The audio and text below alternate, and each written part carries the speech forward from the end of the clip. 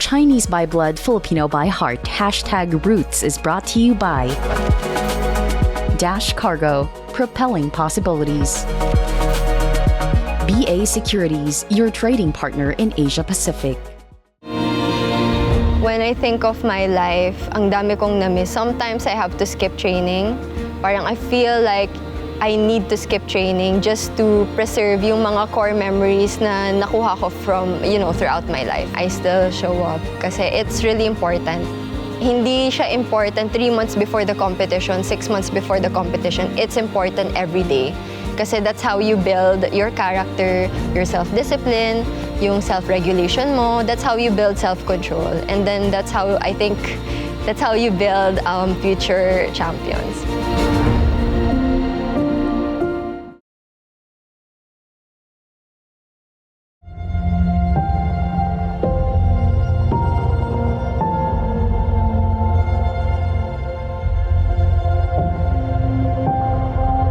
When I first started Wushu, it was because my grandmother, she happened to pass by here sa Taft Avenue and nakita niya yung parang flyers for parang sports clinic. So etong federation na to, they do it. So she saw the flyer by the Philippine Sports Commission. So this is where we are, yung Wushu Federation of the Philippines, which is the headquarters for Wushu in the Philippines.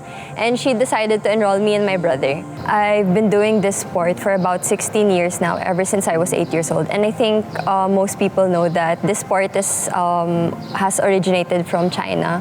So I think it translates to, yung Chinese by blood, Filipino by heart. Kasi being in this sport, it has also given me the values of being somewhat yung Chinese values ng sport na to, which is discipline, tapos camaraderie, building very good relationships with people, and just building yung confidence ko over the years. So yung sport na to, it has given me the opportunity not only to represent my country, but also to be in tune with who I am, both as a Filipino and also having Chinese blood. Yung belief ng parents ko is, hindi lang dapat mag-aral ka, you have to also have extracurricular. At yung gusto talaga nila is sports kasi yung dad ko, he did sports. Tapos yung lola ko, which is from my dad's side, she is a fan of sports. So she exposed me and my brother to a lot of sports then. So when I was born, yung unang sport ko was swimming. I was 3 years old. So after swimming, I took up ballet. And then I took up ice skating. And then I took up karate. Tapos finally, I took up Wushu. When I turned 12 or 13, I chose Wushu eventually. Not because it was Chinese, but because I love the complexity of the sport and also it was so difficult. Sobrang iba niya from other sports that I've experienced throughout my life that time. So that's why I chose Wushu.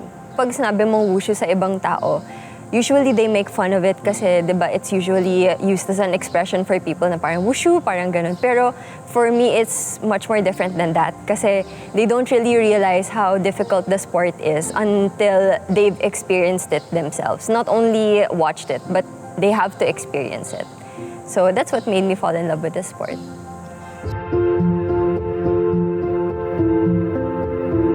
Ang Wushu kasi in our community in Chinatown, in Binondo, there's a lot of traditional Chinese martial arts. Those are Konghan Athletic Club, those are Bengkiam Athletic Club, Hongsing, and these schools are brought by the Chinese immigrant with them. Hindi lang yung kabuhayan nila yung dinala nila dito, pati mga kultura nila. And one of the most important culture that they brought over here is martial arts. Kung Fu is how the West call it, but the Filipino-Chinese or the Chinese in Hokkien, where the Filipino-Chinese came from, they call it Koksut, literally means national art. So they brought it here, they set up school, they taught all the community members of the art. Pagdating ko ng 13, ni-recruit na ako for the junior national team. To get into the junior national team, you have to be sa top 3 or top 2 ng national competition dito. So yung unang sinalihan ko was yung Philippine National Games. Naalala ko noon, ayoko pa mag-compete noon kasi I was really shy. They had to practically force me to compete. kasi I was so shy. Tapos yun, tuloy-tuloy na siya. Nung first year ko with the junior national team, they also sent me abroad na din.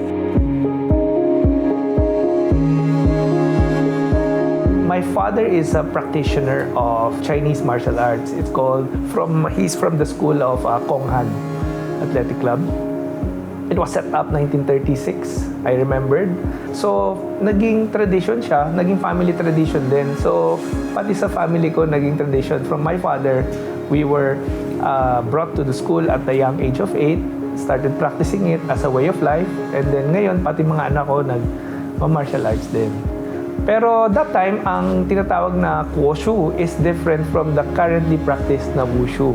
At the age of 14, I was able to be selected in the national Wushu team. I started training and competing, representing the Philippines. We were brought to different countries to compete. We were brought to China to train in Beijing for several years. And then after that, after I retired, I became a coach. I assisted the national team as an assistant coach, and then I became a national team coach for 2 years.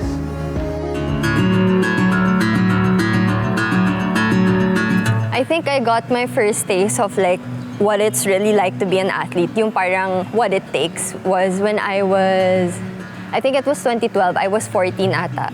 Wala pang junior national team kasi halos lahat ng juniors na athletes namin nasa Baguio. I can't go there kasi I study here. So what the coach did was, pinasabay niya ako sa seniors, right? Kasi yung coach namin, Chinese siya, na kinuha nila from China. And he was known for being really, really strict. Like, meron siyang dalang arnis lagi. First time ko noon, tapos naalala ko pa, 4 to 7 yung first training ko with them. Tapos yung water break namin is once lang. And I asked him, sabi ko, pwede ba ako uminom? Ayaw niya. Tapos, dun ko na-realize, ganito ba talaga kahirap yung training? Dun ako na-mold na parang, that's where my self-discipline kind of was molded at the beginning.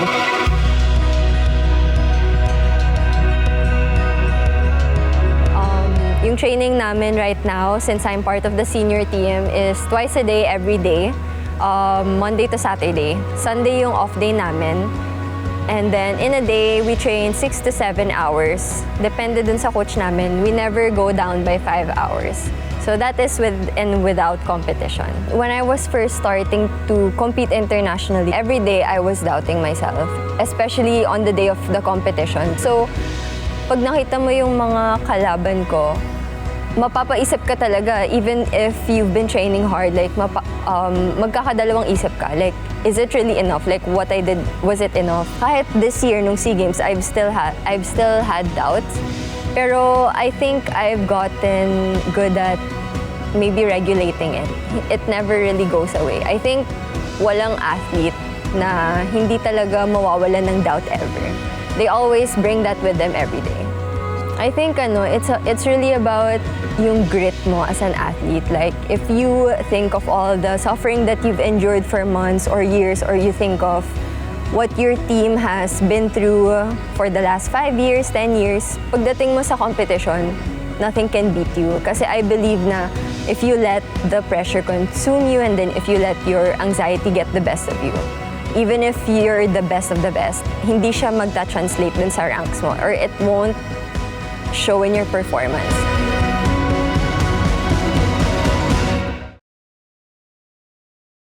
Chinese by blood, Filipino by heart. #Roots is brought to you by Landlight, your total lighting solution. Polland Hopia. Chinese General Hospital and Medical Center, exceptional care within reach. AgriPro Premier Nutrition Inc. GAOC. Jimmy C. Chua Beng Tang. Nation Paper Products and Printing Corporation. Japan Parts Trading Center. Alejandro Ko. Global Diesel and GU Engineering. Enrique Chua. Sherwin Choi. Albert Ko. Jersey Haven. Veco Paper. Water Care. PG Flex Linoleum, and Maruyama Tarpaulin. Ford Tractor Philippines, your long-term agriculture partner. Tony D. William Goshaco. Gabby Ang.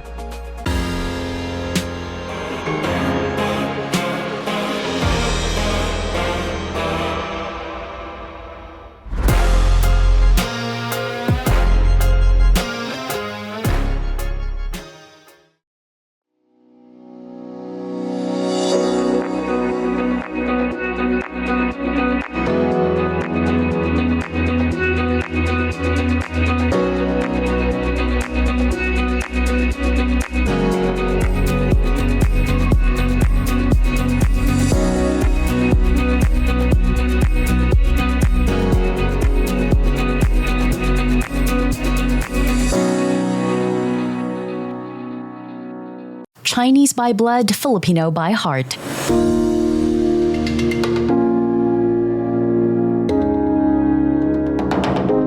Noong 2018, akala ko hindi na ako makakapag-sports kasi I was gonna graduate college na. Siguro mga a few months before. And then I started feeling this like parang writhing pain sa back ko, sa lower back ko. Hanggang sa one time, I was here, I was training, nag-collapse ako, and then I was rushed to the ER. Tapos in-MRI ako, and I was diagnosed with a grade 2 slip disc. Sabi nung isang doctor sa akin, kailangan daw ng surgery. What's difficult kasi in sports is, once they open you up, you know, like once they cut you open, tapos they stitch you back up again, it's harder to get back, lalo na dito sa Wushu. When I heard the word surgery, I knew na, is it still possible to do sports?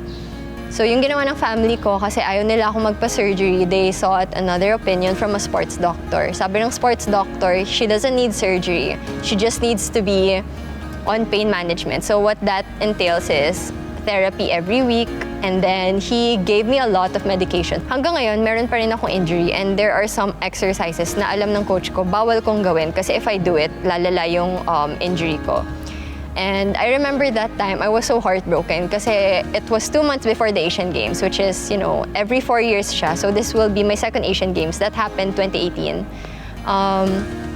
And I thought, hindi na talaga ako makaka-compete, pero there was a little part of me that believed na kahit na hindi ko kaya, kakayanin ko pa rin. So I went to Asian Games. It was my first Asian Games and I bagged the bronze. And that was a milestone for me kasi not a lot of people knew na I had that injury, and yet naka-medal ako. And ano yun, parang mini milestone yun sa akin kasi parang it symbolizes na kahit na ayaw ng katawan mo, kakayanin pa rin ng puso mo.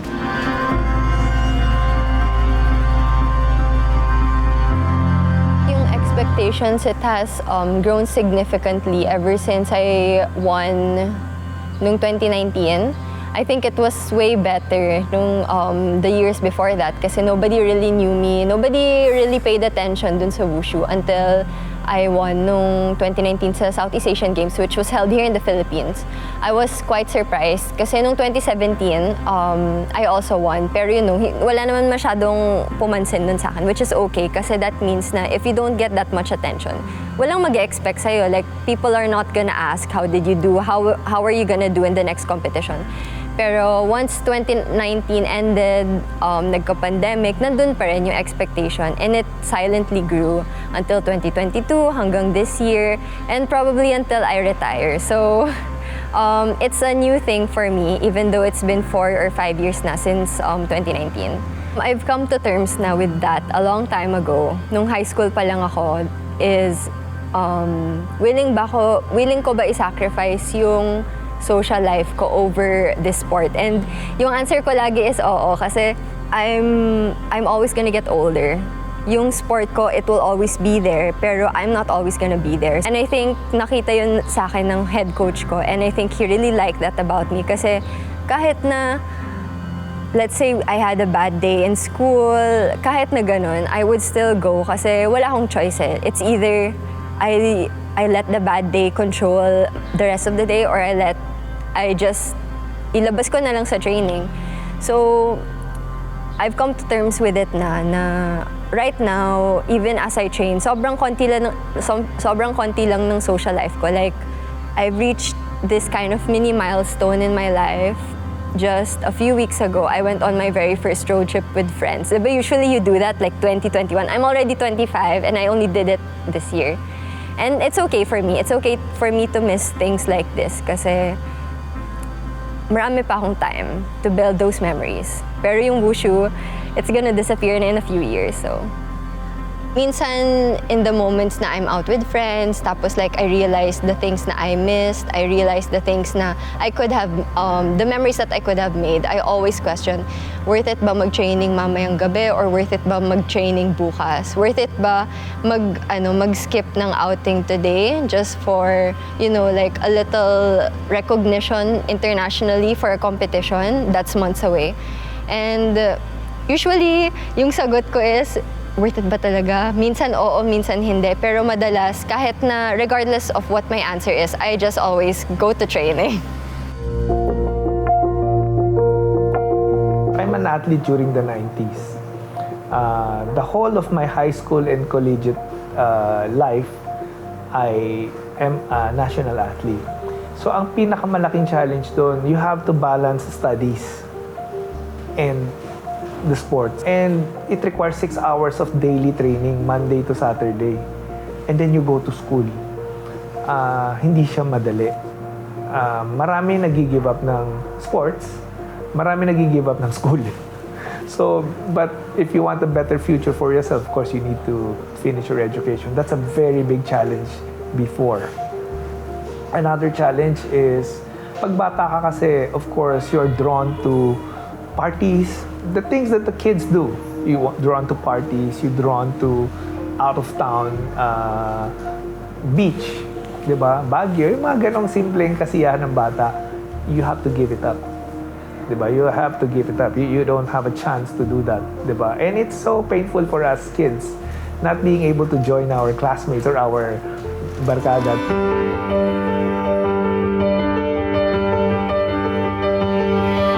Every time I compete, I always think it's not about winning. Kahit na nakailang medals na ako or nakailang last place ako, every time I compete, it's always for the pride of my country. So, it doesn't mean na kapag you're bringing pride to your country, you have to win. It just means that you came to this level na you're capable of competing with other countries. And for me, that's an achievement na in itself. Kahit na wala kang iuwi from a competition, that says a lot na rin, just by trying. Kasi I think na if you don't try, wala talagang mangyayari. So, for me, every time I compete, yung expectation ko sa sarili ko is, I don't really see myself getting the gold medal. I just see myself, giving a good performance, regardless of if it's good enough for a bronze medal or if it's just good enough for last place. Yung important dun is, I did my best and I represented my country.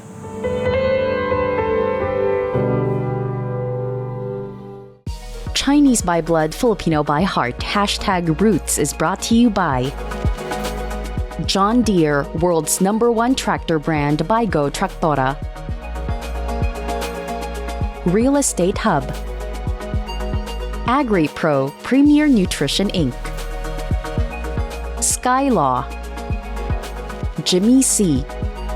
Chua Beng Teng. Nation Paper Products and Printing Corporation. Japan Parts Trading Center. Alejandro Ko.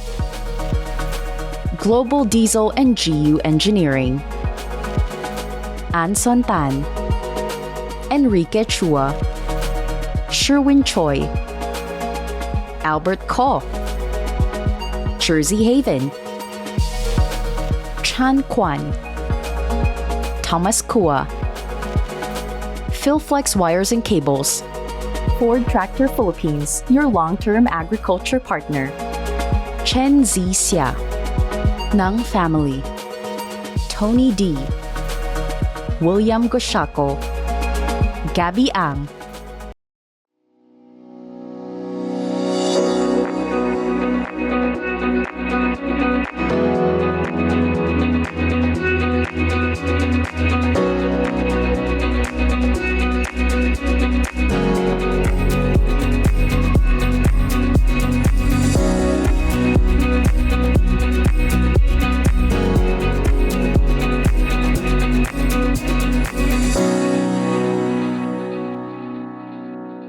Chinese by blood, Filipino by heart.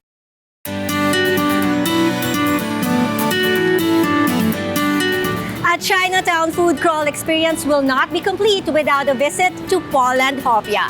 Come, satisfy your cravings and delight your taste buds with their best-selling Hopia.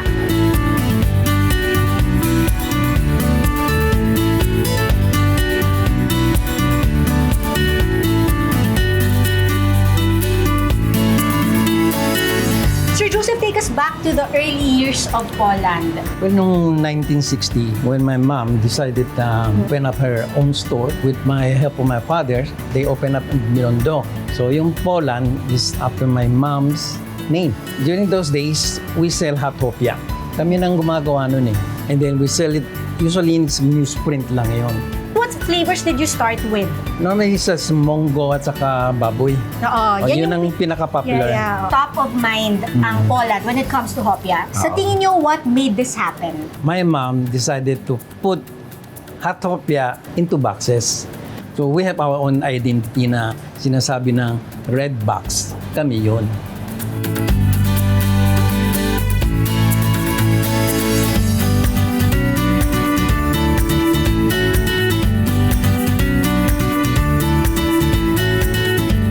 I am excited na i-bake na yung ating ginawa na Polland Hopia. Let's go!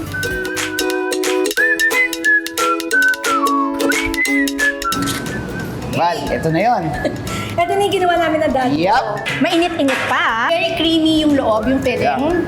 At saka very flaky yung crust niya. Yes, yes. It's actually our signature.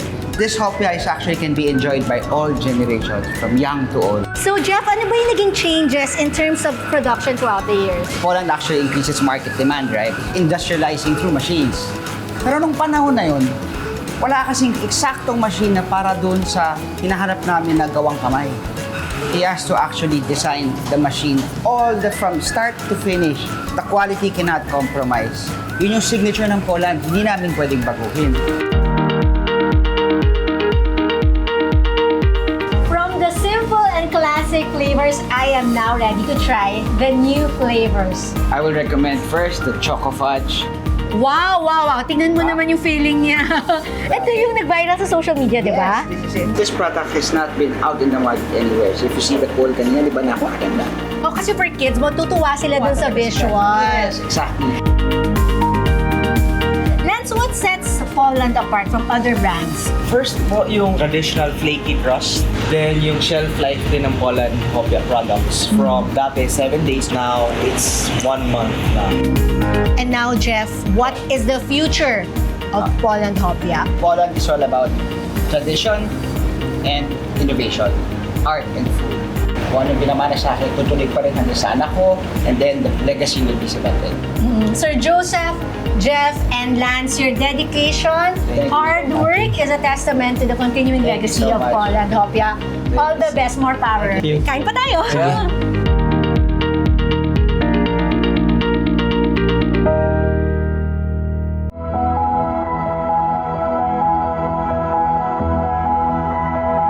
I've come to understand na the higher that you go up, diba, the better you are, mas maraming mapapansin sa flaws mo. So, minsan sa competition, nasa-stress ako, nape-pressure ako. Pero I've gotten used to it na.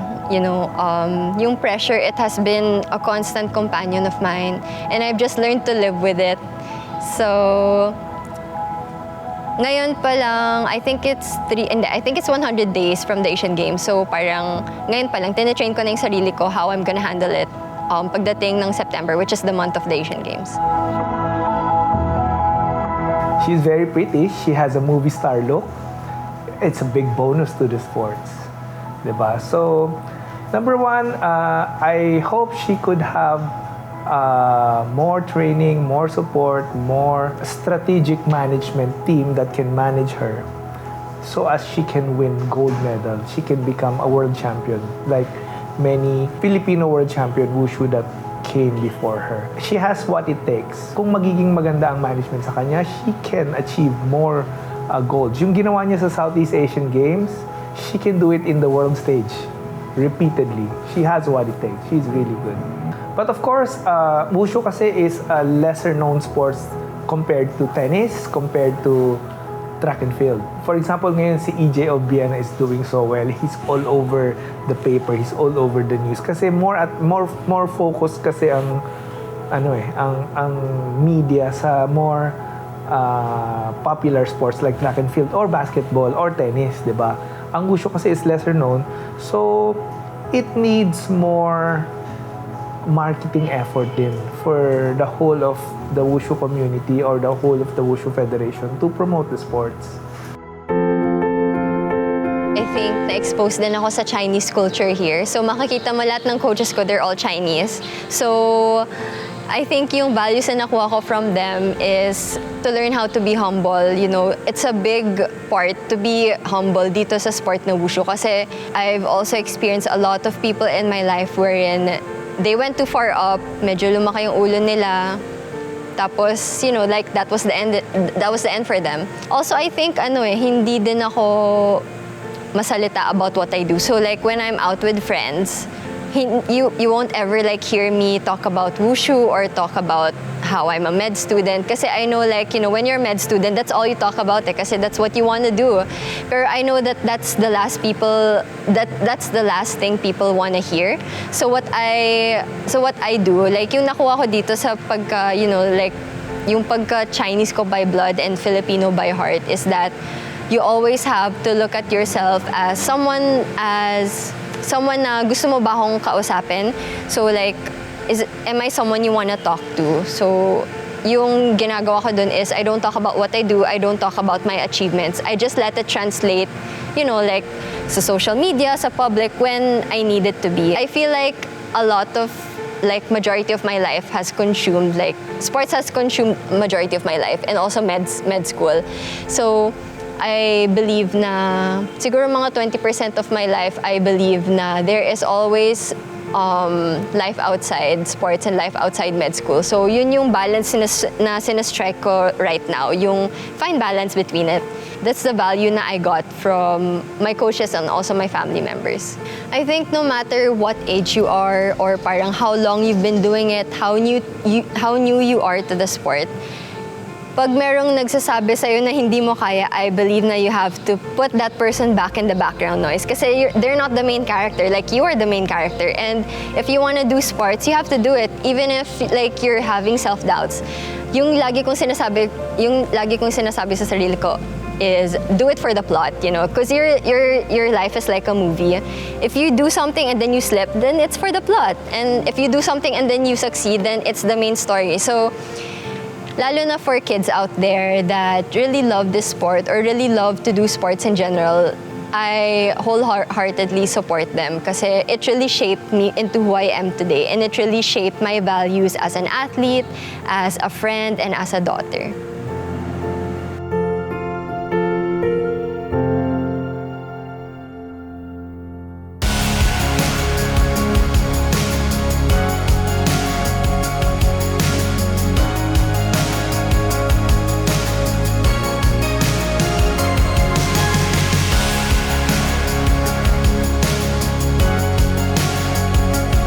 In terms of relationship building, this is really one common Chinese value that we really uphold in because we treat everyone like family here in Primer. It's not just a family business. Again, to balance the management, what they did is it's also professionalized through merits. So we have a lot of the key positions as well that are being filled through professional talents. And now it's all about turning that profit into more of a community engagement, like a family.